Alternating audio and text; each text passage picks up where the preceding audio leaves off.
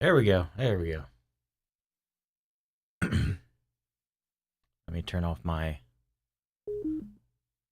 Well, that didn't work out too well. I was all excited and stuff and didn't have my mic turned up. Well, anyway, welcome to the Opinionated Geek podcast. I am your host, John Hanna.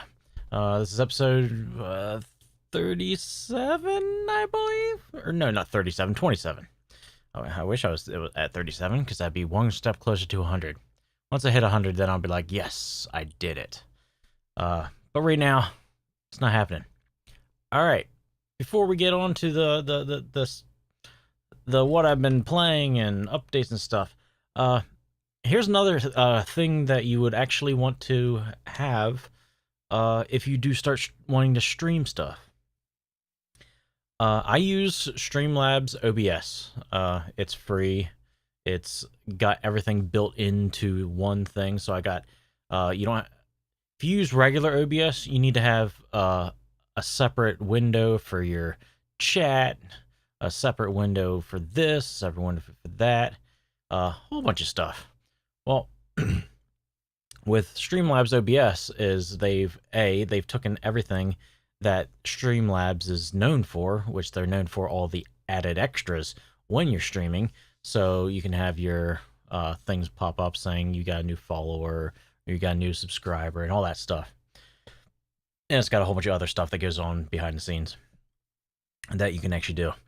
It has all that built right into it, and that you can actually add on the fly type of stuff. But then it's got, the chat right there on the same screen that I'm looking at right now.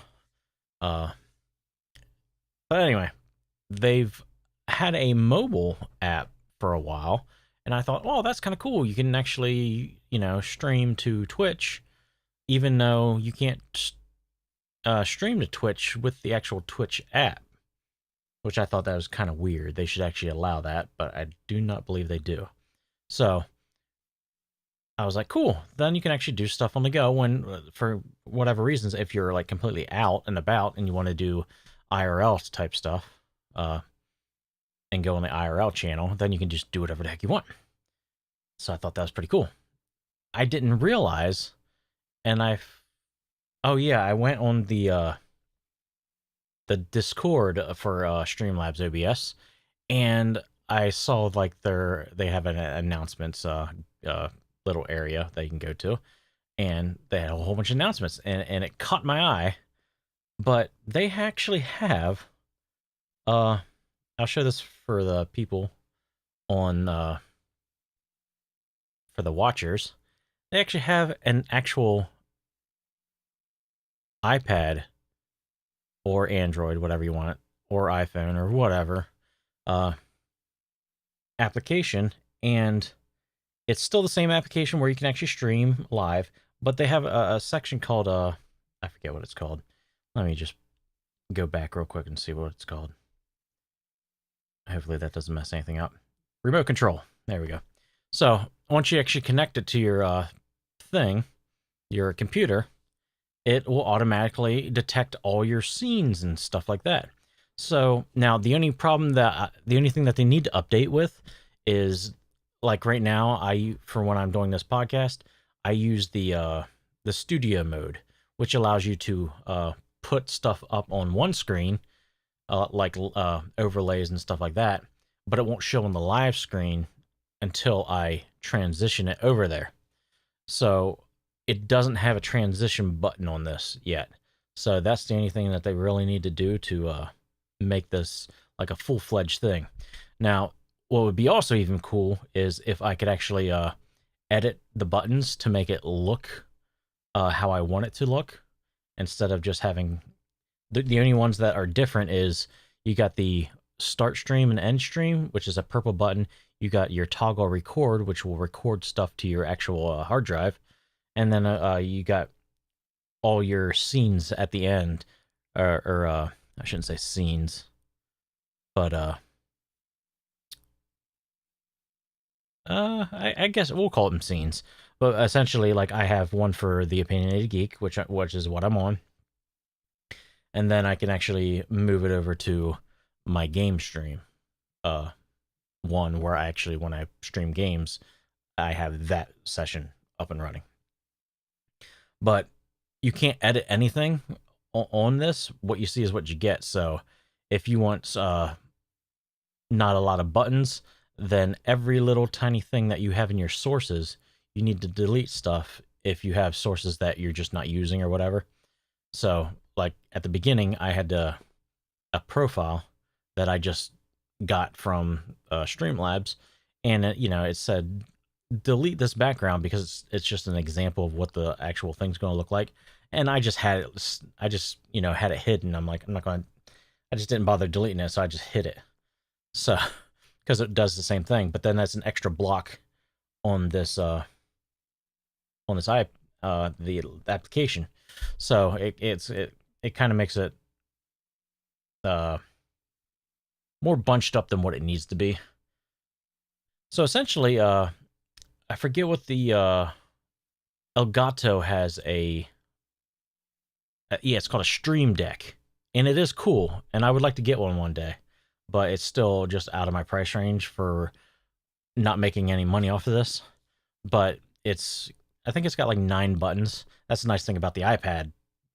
You can have quite a bit of buttons on here, but each one of the buttons on the Elgato's Stream Deck is an LCD screen, so you can actually make the button anything you want it to look like.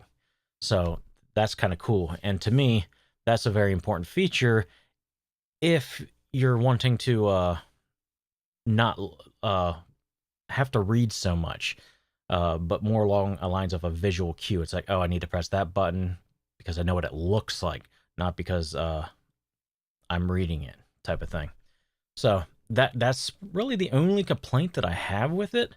But for the most part, I think it's really cool that I actually have a so-called free. Yeah, you have to buy the tablet. But, if you want to actually a really cheap one, you just get a Fire TV or a Amazon Fire tablet for like $50, and there you go. There's your Stream Deck, which I do have one of those as well. But super cool. So I can actually start, instead of using the mouse so much. In fact, actually, I can remove all my hot buttons on my on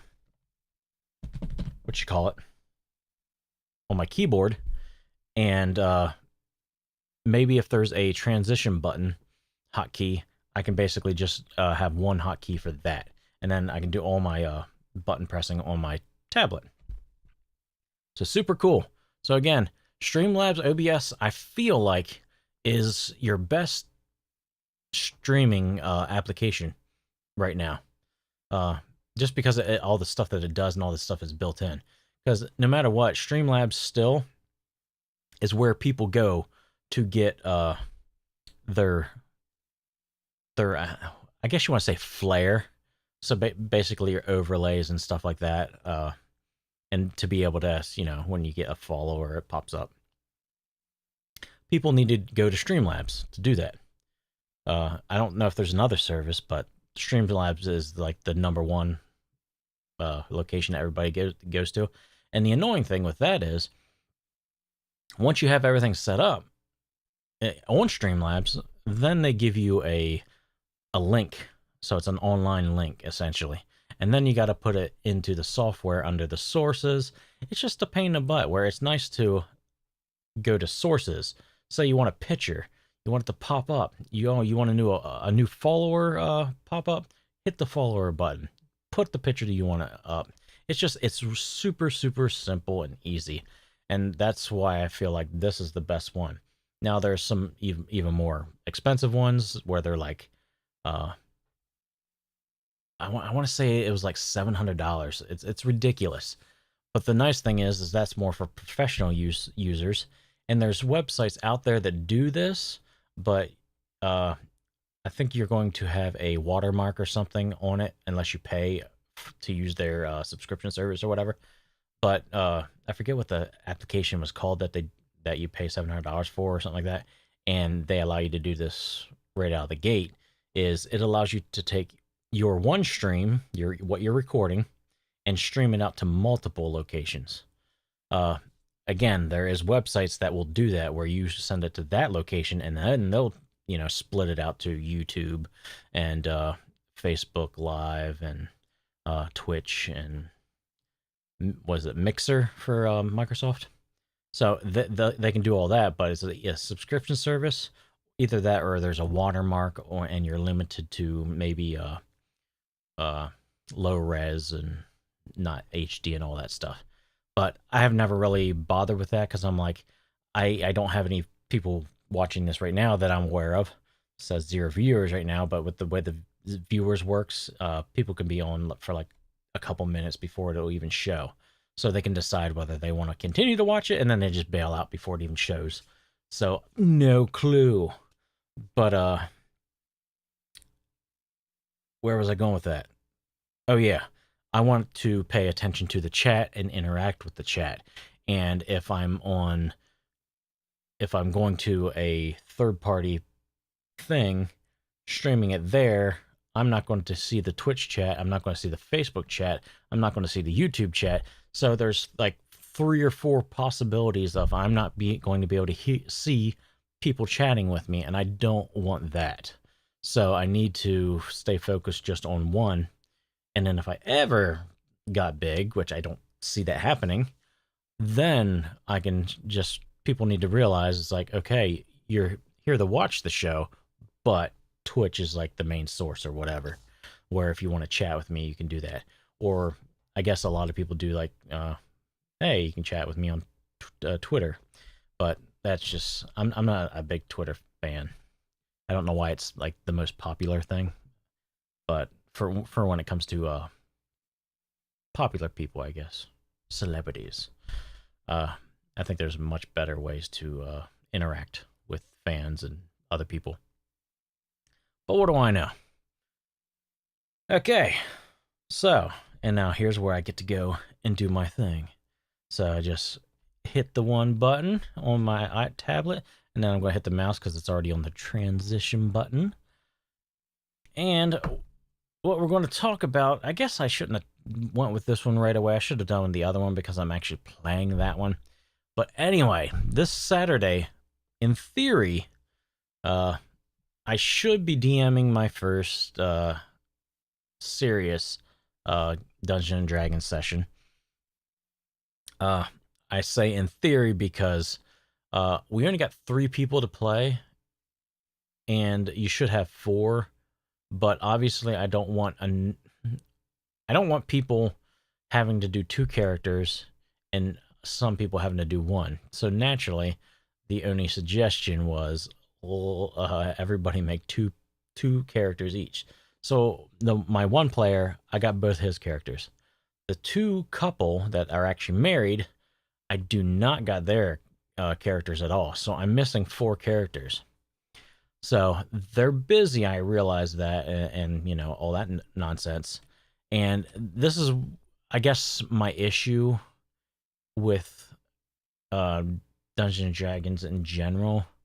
Now, I can try to sway them to be a different type of player, but obviously I can't, force them to be a particular type of character or player. I really love and enjoy what they do over at Critical Role. Now, I realize Matt Mercer's got like 20 years experience, so I'm not going to be no Matt Mercer. But what I do like that they focus on is narrative-driven games.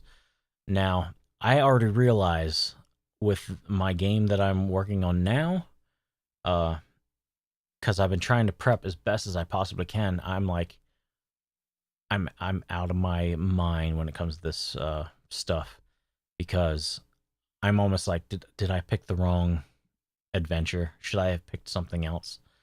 The only problem is this one's the only one that seemed interesting that the players would want to play.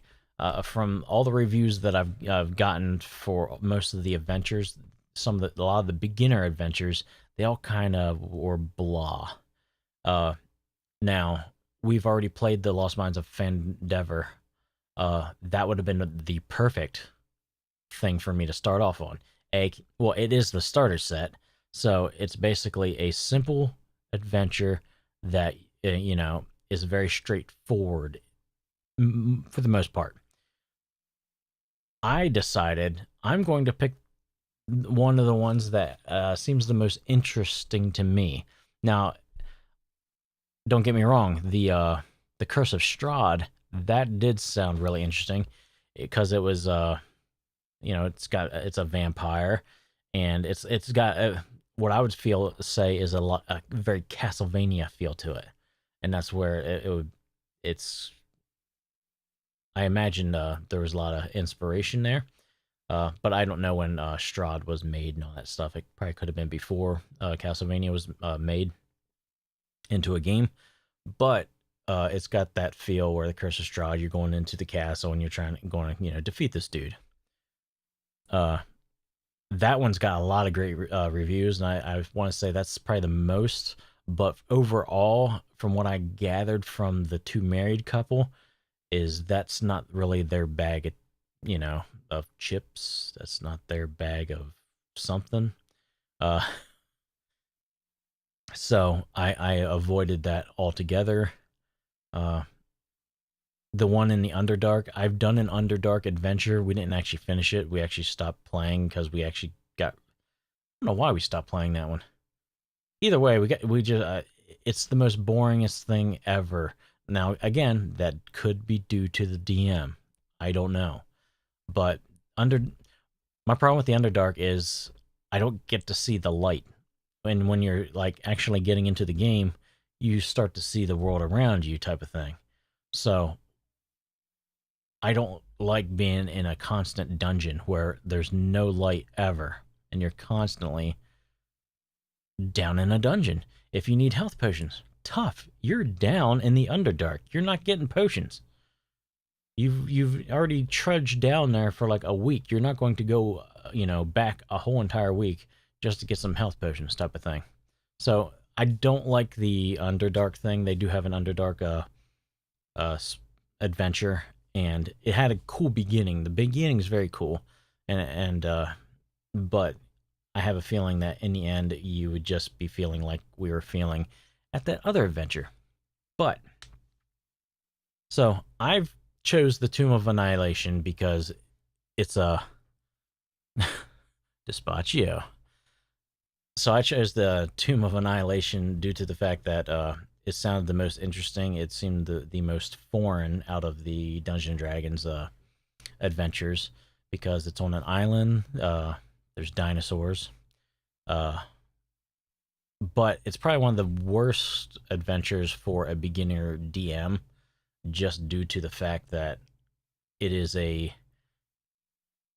sandbox adventure. So you have daily tasks that you do as a DM, and you just go through stuff on a daily basis. And depending on where the characters go, exactly. I picked it up today. The only thing that they actually had and with the book that was the Tomb of Horrors, which Tomb of Annihilation is kind of based off of, but not really. But yeah, with this, it's like you have to make it interesting, and as a beginner DM, you kind of got a lot more stuff to worry about. So I felt like I picked the wrong adventure, and we still might realize that in the end. But it seems like a lot of my character people, the people I'm going to be playing with, I think they are typically, they're not really the role players. They're more like, let's swing some axes and stuff. So what I want to try to sway them in is a more narrative driven game. Obviously, you can't force a player to be. Oh no! I've actually read the book multiple times, and I've saw the movie twice already in theaters. I actually, obviously, I like the book a lot better just due to the fact that to me, it's got a lot more charm to it. And the movie is more, I guess, heavy-fisted. That might be a little bit too sexually charged right there. but yeah, it seemed to be rushed compared to the book. I like the scenarios in the book a lot better than in the movie, but when I watched the movie the second time, I actually was able to actually watch the movie instead of trying to compare it to the book, and I was like, okay, as a movie, it's all right, but I still recommend everybody that, uh, yeah, watches the movie, read the book. I think they'll get a lot more enjoyment out of it. But and for those people that I'm going to upload the audio to, we're talking about Ready Player One. Uh, but yeah, so I got a little bit worried with the Tomb of Annihilation. So what I did was I started scouring the internet for ways to make the trip into the jungle a lot more interesting and a lot more fun. Because for the most part, you're just doing rolls, whether there's rain, whether you get lost, and depending on where your characters go, you will run across some main like dungeons and stuff in different locations, but not necessarily. And you got daily. When you do rolls, you can have up to 3 events happen that day. So you can have a morning event, afternoon, and night event type of thing. But even that, it's still, to me, that's too let's kill stuff thing. It's not very narrative driven. So I actually went online and I found a source that had everything like nice and laid out. So I've basically been copying a whole bunch of stuff to OneNote, so it's all nice and quick reference type of stuff. So I don't have to look in a book all the time. But he also created a thing on DungeonMastersGuild.com or DMSGuild.com, and it's called the Companion to Tomb of Annihilation, and it's really really cool because they have a 30-day roster on stuff you can do, and it's like even little stuff where you find a piece of fruit and what the type of fruit it is and what it can do for you, and just little tiny stuff that actually make the world come to life a little bit more. So we're going to be using that, and that's going to be a huge help. It's also got, you can also do dinosaur racing on this, and it actually makes it into more of an action like scene from a movie instead of just roll some dice and, oh look, you got further than that dinosaur. So the guy does a lot of help for me as a new DM to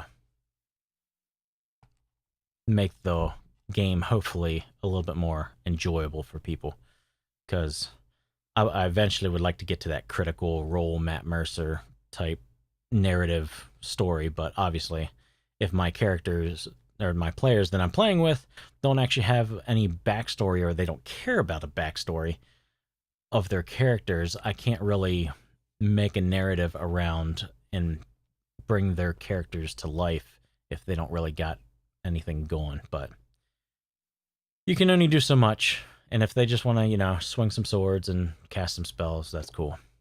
Which, by the way, I don't know why this popped into my head, probably because I was focusing on doing the Dungeons and Dragons, getting it set up, but I had bought this a long time ago. It's I shouldn't say a long time ago, but a couple years ago. It's the Dungeons and Dragons animated series, and I got it at Best Buy, and they had it's a limited edition version, which you can also go on YouTube and look up the Dungeons and Dragons animated series, and they actually have all the episodes, full episodes, and it actually is not in like a horrible shape, so you can actually watch them and they're enjoyable. But what I thought was cool was they came out with this limited edition Best Buy thing, a Dungeons and Dragons Animated Series Handbook. I believe it's based off of the 3.5 rules, but I thought it was pretty cool because even though it's crap, you can't open it all the way, and the glue is like coming off, so it's made horribly. But it's got all the characters from the cartoon, even the unicorn, Uni, all their stats, their all their magical items and what they cost or what they would normally cost. So it gives you like a little thing so you can actually bring those characters into your D&D sessions. But also at the very end, it even has a little adventure. So it's even got like little maps that you can actually partake in a little tiny adventure. And of course, at the end, you get to deal with a Avenger at the end and take care of him. So I thought that was pretty cool, and something I kind of forgot about. I knew it came with some stuff, but I completely forgot about it. What I've been... Let's turn that off, put that on. As far as games that I've been actually playing right now, I've been really getting into the Banner Saga. For those that don't know, the Banner Saga is a tactics style game, is what I thought it was, and it does have that aspect of it, but there's a little bit more to it than that. Because when you like see pictures of it, the main thing is the tactics thing. So if you've ever played, I believe I shouldn't say games that I haven't played, but in theory, Final Fantasy Tactics is kind of like that. Dang it, I can never remember that. We'll just say XCOM. There's a Nintendo first-party game that's tactics. I had one of them on the 3DS, but I can never freaking remember the name. But nonetheless, it's like that Nintendo one that I can never remember the name.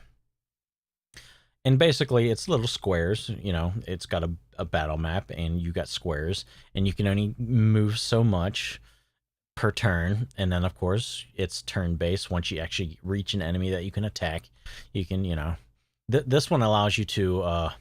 when you go to attack something, you have a couple options. You got a special move, a attack, and then of course just end your turn. But you know, you got the special move, which is unique to that character. But then they also have the attack. The attacks, it's kind of unique to me anyway. I'm not sure if any other games are like this when it comes to the tactics games. You once you hit the attack button, it chooses actual physical damage, or you can take out their armor. Now, it's one of those things where, again, it's going to be a tactic strategy type game. So, what you have to do then is a lot of the characters, they're going to have a lot of armor on them. So, just attacking them, it's going to take you forever to kill them. So, what you want to do is focus on the armor a couple turns, and then start dealing damage to their actual physical health. And then, of course, you know, you got like 5 or 6 characters, I forget. And then you could be completely surrounded with like 7 or 8 or 10. And there's 2 different scenarios so far. They have the just random attacking with small groups, and then they have the bigger what you call it, they actually have battles where it's kind of cool because you, in theory, you have a bigger army, but obviously they don't show that. You only have your main group of people that they actually focus on. But when a big battle starts, you have 2 options. Well, I shouldn't say 2 options. You have pick your place. You pick your play style, and you can choose to rush in and attack. You can choose formation. You can choose a couple other ones. Those are the two ones that I did. And then every single time after I tried the rush in, I've just always done the formation, because in theory you're going to get your group of people together and you're going to, you know, strategically place yourselves so you can actually have a chance at winning the battle. Where when you rush in, at least for that first time that I did it, I was completely surrounded by people with no formation really whatsoever with my group. So it kind of was a little messy. And then of course once you beat the first section, then they're like, you have two options. You're a bunch of war of your own warriors are kind of scattered, and you can go in and save some more by attacking some more, or you can just end that battle and you know, end up losing some of your warriors. So you can do those two options. If you do the attack some more, you actually have to again deal with a little bit less of a amount of people, but still you get quite a bit there that you have to deal with. And then on top of that, you get a item of some sort. So if you attack twice, you get an item, and it can be helpful for you. But they don't have any expendable items. They're all just to wear. One person can wear only one thing at a time. But overall, they continue to keep on surprising me with stuff, because I was like, if this is the whole game, it's going to be kind of boring. But then they added the battle, where you get your battle and then you get your war. I think that's how they're calling it. So the war was a new feature, and that added that little extra option to make stuff come to life a little bit more, and give you a little bit more options to make stuff a little bit more strategic. And then they added throwing, not throwing, I shouldn't say that, projectile characters. So now I have to deal with people that can actually shoot stuff at me. But that's the general concept of the game. But then there's this whole other aspect of it that I didn't realize until I was actually starting to like when I was like 3 hours in.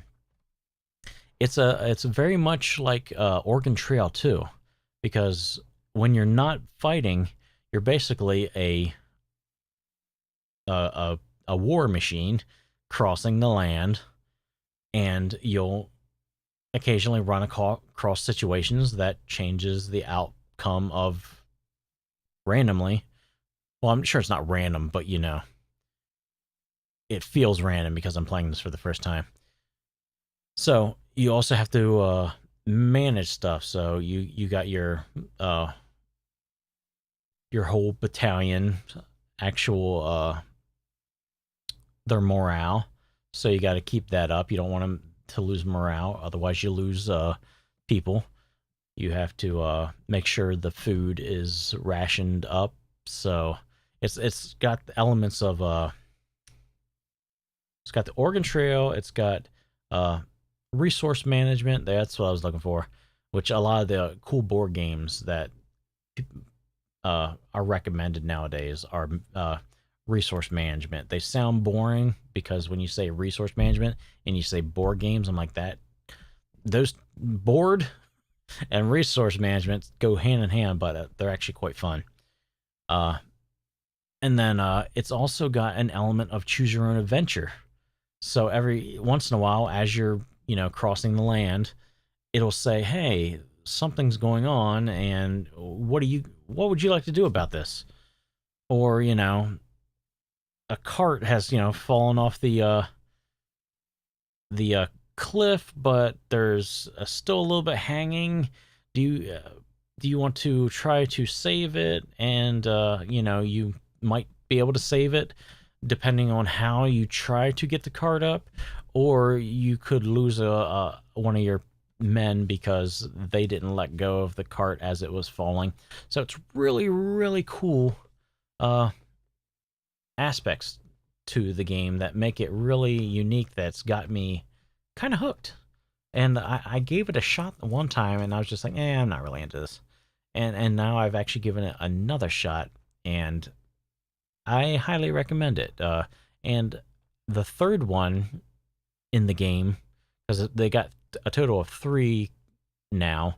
I should say they got a total of 2, and they have a third one coming out. That's the more proper terminology. Which that one's coming out in 2 days and some odd hours. The third one's coming out, so it'll be a trilogy. Twitch Prime people, they actually gave everyone the Banner Saga 1 and 2 to Twitch people.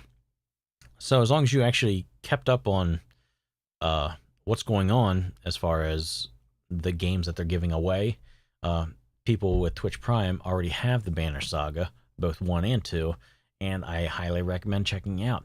The artwork is amazing too. It doesn't have a whole lot of movement to it. You'll have some blinking eyes, some snow falling, some hair rustling in the wind type of stuff. But when they do show the artwork and stuff, it's really cool. It reminds me of like 70s to 80s cartoon drawing. So it's got a really cool throwback feel to it. But I kind of wish they actually added a little bit more. Hi. And what do you mean specs? It's called a podcast that I'm doing, and people can choose to watch if they want to watch or not. And then I upload it to an audio and upload it to YouTube. So, yeah.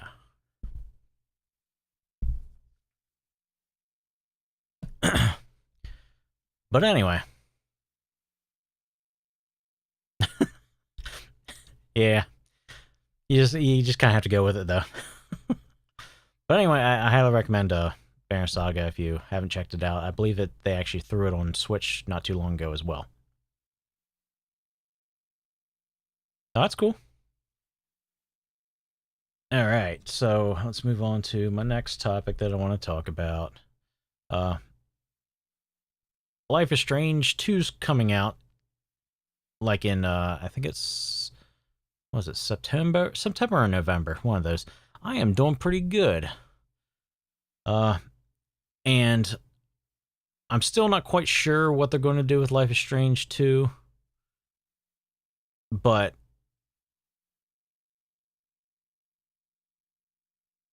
I'm doing all right. But with the Captain Spirit game, I wasn't too thrilled about that little like free demo thing. I'm hoping again that the kid is going to be a lot older in the second one, but I guess it will be what it will be. So they actually also announced that they're going to be doing a Life is Strange comic. I still don't get what the purpose of that is. The end of the game was basically either let Chloe die or you save him.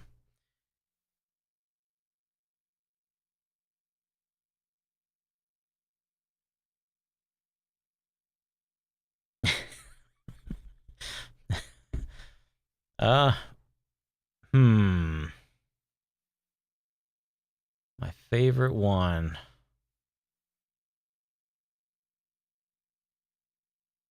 I don't know. Right now, Rogue One would probably have to be kind of like my favorite right now. I know it's not considered an episode, but anyway, I enjoyed it. Some people thought it was a little slow and boring. But anyway, yeah, so with the whole ending of Life is Strange, they really kind of ended it there. There really was no ending that could actually continue to move forward unless you did the wrong ending, because the wrong ending was like, you could tell it was the wrong ending because it was like 2 minutes long, where the proper ending was like a 10-minute cutscene type of thing. But they're going to continue to focus on Max and Chloe. No, I will not. So I'll check it out, at least for maybe 1 or 2 issues, to see what it's like, but I probably will not be into it. But yeah, and now I am going to go watch Ready Player One and end my podcast, and I'll see you next Tuesday or Friday for the audio listeners. So anyway, thanks for watching, whoever did watch. Bye.